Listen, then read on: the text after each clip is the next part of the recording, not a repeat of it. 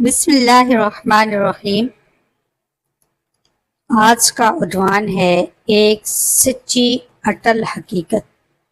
حضرت عمر بن عاص سے روایت ہے کہ رسول اللہ صلی اللہ علیہ وآلہ وسلم نے ایک دن خطبہ دیا اور آپ نے اس خطبہ میں ارشاد فرمایا کہ سن لو اور یاد رکھو کہ دنیا ایک عارضی اور وقتی سودا ہے جو فی الوقت حاضر اور نقد ہے اور اس کی کوئی قدر و قیمت نہیں ہے، اس لیے اس میں ہر نیک و بد کا حصہ ہے اور سب اس سے کھاتے ہیں، اور یقین کرو کہ آخرت مقرر وقت پر آنے والی ہے۔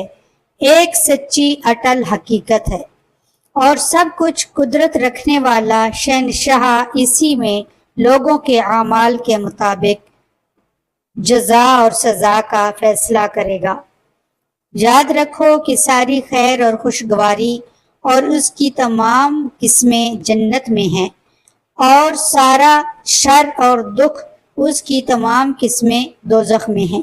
پس خبردار جو کچھ کرو اللہ سے ڈرتے ہوئے کرو، اور ہر عمل کے وقت آخرت کے انجام کو پیش نظر رکھو، اور یقین کرو کہ تم اپنے اعمال کے ساتھ اللہ کے حضور بھی پیش کیے جاؤ گے۔